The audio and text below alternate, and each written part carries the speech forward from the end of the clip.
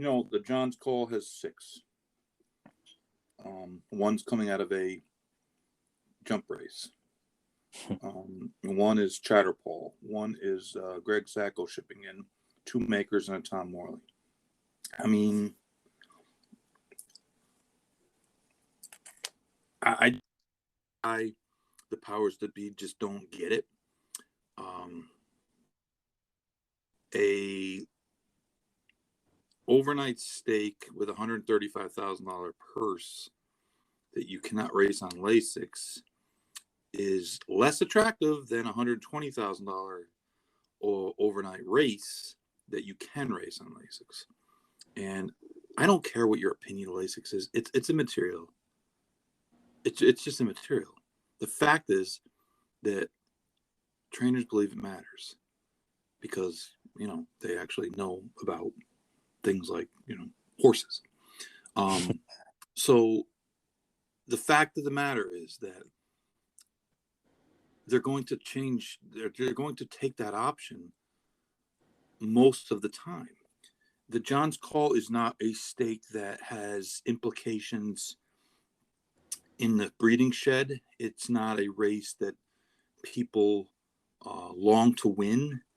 It's an interesting race. Usually, we don't get that many, true distance races in this country. Mile 5/8 is a true distance. But when you match it up against that race, it's going to lose because trainers don't want their horses to bleed. And there was always this ridiculousness of, oh, well, it's a performance enhancer, which is just stupid. I mean, it's just silly. If everyone has the same performance enhancer, it's not really a performance enhancer. If one guy had it and no one else did, that would be different. But if everyone has it, well, the playing field is actually level. So, I mean, we've talked about it before. The bigger the outfit, the bigger the stable, the richer the owner, the more likely they are to be able to use alternate types of therapies. So the playing field isn't really that level without Lasix. It's the opposite. I know it's hard for some people to believe because they just, they have their,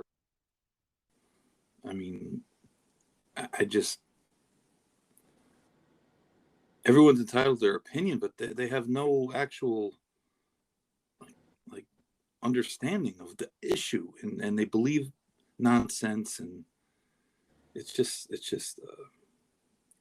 the trainers are telling you by their actions what they really believe, not the words, but their actions. And if the message isn't heeded, then I just shrug my shoulders and say, what more do you want? I mean, here it is. Right. That's the best example. This John's Call example is, it's textbook for what the issue is. There is. It is. I'm not saying it's the only issue. The fact of the matter is that, like I said, the John's Call is not a race that is a big attraction, and at $15,000 more, it just isn't. I mean, that's not enough purse money to make it worth it. It really just isn't. If it was 275,000 versus 120,000, you'd probably see 3 or 4 more horses in there. But it goes back to how many stakes do we really need? And John's Cole was a really cool horse. And we need more horses like him. But it just is what it is.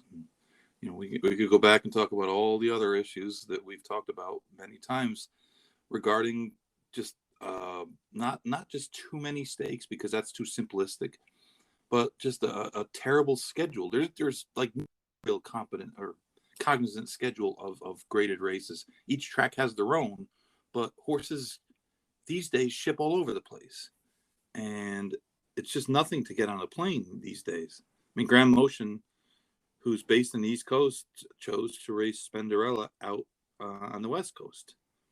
I don't know why, but I mean, it worked. But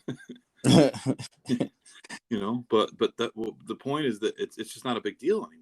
Like shipping out west or shipping somewhere else, it's just not a big deal at all. And that is more reason to coordinate these stakes and have the national stake schedule be coordinated, at least a far more than it's coordinated now.